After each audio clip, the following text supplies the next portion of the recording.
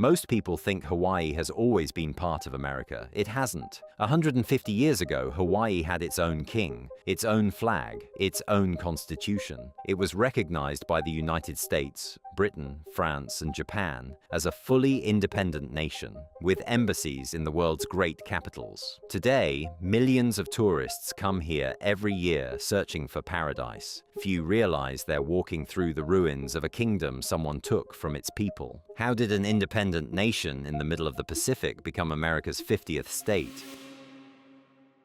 1795. A young chief named Kamehameha leads his warriors through Nuuanu Valley on the island of Oahu, driving his enemies over the edge of a 1,000-foot cliff. It's one of the decisive battles in a 15-year campaign that will violently unite the 8 major Hawaiian islands under a single ruler. By 1810, Kamehameha completes the task. The last holdout, Kauai, joins not through conquest but negotiation. For the first time in the archipelago's history, there is one kingdom, one ruler, one flag. Unification is only the beginning. Kamehameha introduces the law of the splintered paddle, one of the earliest humanitarian laws in the world, protecting ordinary people from violence during war. His successors go even further. They introduce a constitution, making Hawaii one of the first constitutional monarchies on Earth. Within a single decade of missionaries introducing a written Hawaiian alphabet, more adult Hawaiians can read and write than in many American states at the time. The world takes notice. The United States, then Britain and France, one after another, recognize Hawaii as a fully sovereign nation. By the end of the century, King Kalakaua becomes the first monarch in world history to circle the entire globe, visiting the rulers of Japan, China, India, and Europe as an equal. This isn't the story of a forgotten island on the margins of history. This is the story of a fully functioning nation recognized by the entire world. But that same strategic position in the middle of the Pacific, the very thing drawing recognition from the world's great powers, is about to bring something far less friendly to Hawaii's shores. The first Americans who truly change Hawaii don't come for land. They come to save souls. Protestant missionaries land on the islands in the early 19th century, building churches, schools, and a written alphabet for a language that had only ever existed spoken aloud. Around the same time, hundreds of whaling ships start pulling into the ports of Honolulu and Lahaina. Hawaii sits directly on the route between the whaling grounds of the Pacific and the markets of America, making it a natural stop for resupply and rest. For decades, whaling drives the kingdom's economy. But whales, like gold in California, eventually run out. Overhunting and the discovery of petroleum as a cheaper alternative to whale oil kill the industry almost overnight. What happens next matters far more than the collapse of whaling. The children of the first missionaries raised on Hawaiian soil don't go back to America. They stay, and instead of building churches, they start building something else entirely: sugar plantations. Sugar sells well, but it's still a small, local business. It just needs one spark to turn it into a fortune. That spark comes from an entirely different continent. Civil war breaks out in America. The blockade of southern ports cuts the North off from Louisiana's sugar supply. Hawaiian planters, many of them descendants of missionaries, see the opportunity of a lifetime and fill the gap in the American market. The plantations grow faster than Hawaii has hands to work them. A wave of contract labor migration begins. Workers from China, then Japan, Portugal, the Philippines, brought in under contract to work the cane fields. Within a few decades, the demographics of the entire island chain are transformed beyond recognition. And underneath all of it, something else is growing: strategic interest. Hawaii sits exactly in the middle of the Pacific, halfway between America and the markets of Asia. For the American Navy, it's a natural resupply point. There's just one problem. This land still belongs to an independent kingdom, ruled by its own monarch. The sugar planters, now richer and more numerous than ever, are starting to understand something none of them will say out loud yet. To secure their interests for decades to come, sooner or later, they'll have to take control of more than just the cane fields. They'll have to take control of the government itself. June the 30th, 1887. The armory of the Honolulu Rifles fills with men. These aren't government soldiers. This is a private militia, made up mostly of white businessmen and planters, armed, organized, and secretly preparing for months under the name the Hawaiian League. Outside, 4 rifle companies stand ready, bayonets fixed, 50 rounds each. A lawyer named Lorin Thurston reads out the demands. King Kalakaua is to fire his entire cabinet immediately, especially Prime Minister Walter Gibson, a man who sided with the monarchy too often for the League's liking. This isn't a request. The king surrenders the next morning. The new cabinet is made up entirely of League members. Thurston becomes Minister of the Interior, taking a seat literally at the ear of the ruler he just forced into submission. But that's only step 1. On July the 6th, more than 270 armed members of the Honolulu Rifles surround Iolani Palace, bayonets aimed. No loyal troops stand between the king and the militia. Thurston walks inside carrying a finished document, a new constitution written in advance by the very same men now standing armed outside. According to later accounts, Kalakaua understood exactly what signing would mean. Not just the loss of his own power, but stripping the right to vote from most native Hawaiians. The new constitution introduces a property requirement for voting. Anyone without sufficient wealth loses the right to vote, a rule that hits native Hawaiians hardest of all. At the same time, the document grants voting rights to foreigners who never even sought Hawaiian citizenship, as long as they're wealthy enough. Chinese and Japanese contract workers, who built the planters' fortunes with their own hands, lose the vote entirely. On July the 7th, Kalakaua signs. The world will remember this document by the name Hawaiians themselves give it, the Bayonet Constitution. It's never ratified by the kingdom's legislature because no one bothers to ask the legislature. This isn't reform. It's a seizure of power by force without firing a single shot. Native Hawaiians don't stay silent. Out of 9,500 registered voters, 6,500 sign petitions demanding the king's full power be restored. The voice of the people is clear, but the voice of the people, in a country that just stripped most of the people of their vote, no longer carries any weight. Kalakaua rules for 6 more years as a king with no real power. A monarch on paper, a hostage inside his own palace. When he dies in 1893, the throne passes to his sister. The new queen has no intention of staying silent the way her brother did.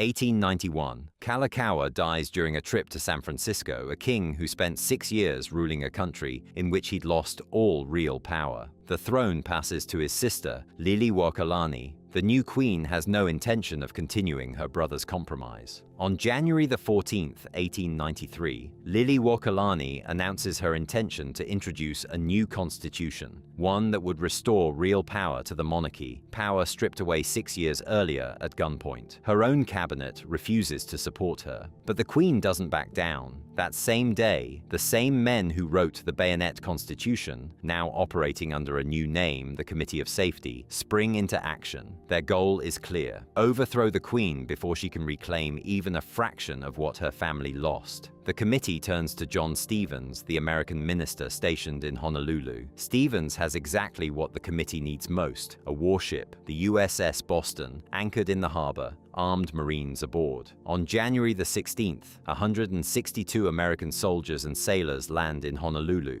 The official reason: protecting American life and property. No one can point to any actual threat that would justify it. The next day, the Committee of Safety declares itself the Provisional Government of Hawaii. The Queen has an armed royal guard at her command, with more than 300 soldiers, artillery, even a Gatling gun. Numerically, she outmatches the committee's forces nearly 2 to 1. She could fight. Instead, to avoid bloodshed among her own people, Liliuokalani yields, but she doesn't stay silent. In an official statement, she declares that she's yielding to the superior force of the United States, not to the legitimacy of the new government, protesting what she calls an unlawful seizure of power carried out with the help of a foreign nation's troops. That statement will matter. A year later, President Grover Cleveland sends his own investigator, James Blount, to find out what really happened in Honolulu. Blount's report reaches a clear conclusion. The overthrow of the Queen was illegal, carried out with the direct participation of American military forces, without any real threat to Americans that it could claim to be protecting against. Cleveland orders the American flag lowered from Hawaiian government buildings. He refuses to sign the annexation treaty. For a moment, it looks like justice might still win out, that a kingdom, illegally overthrown, might yet be restored. But in Washington, presidents change, and the men who overthrew the Queen have no intention of giving up what they've already taken.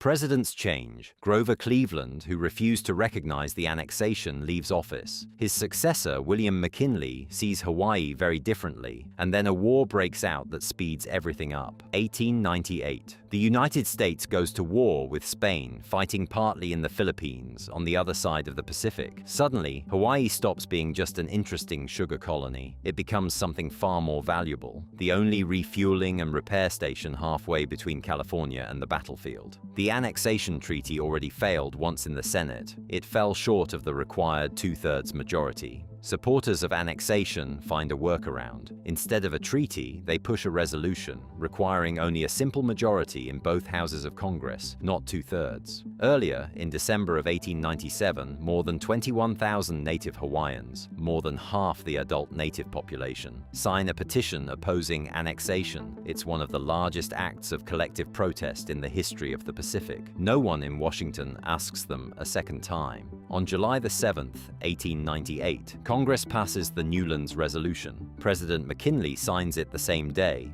On August the 12th, the Hawaiian flag is lowered over Iolani Palace. The American flag is raised in its place. An independent kingdom, recognized by the entire world, formally ceases to exist. 2 years later, Hawaii officially becomes a United States territory. Over the following 4 decades, the islands build ever tighter ties to the rest of the country, economically, militarily, demographically. But it isn't a political decision that ultimately seals Hawaii's fate in the eyes of the average American. It's one morning, December the 7th, 1941. Japanese planes attacked the American naval base at Pearl Harbor, the exact same location sugar planters had fought to secure in a trade treaty half a century earlier. The attack pulls the United States into the Second World War and permanently ties Hawaii to American national identity. 18 years later, on August the 21st, 1959, Hawaii becomes the 50th state of the Union. The journey from independent kingdom to American state took just over 60 years. For Washington, it's a story of strategy and expansion. But for native Hawaiians, whose ancestors signed petitions no one listened to, it's still something else entirely.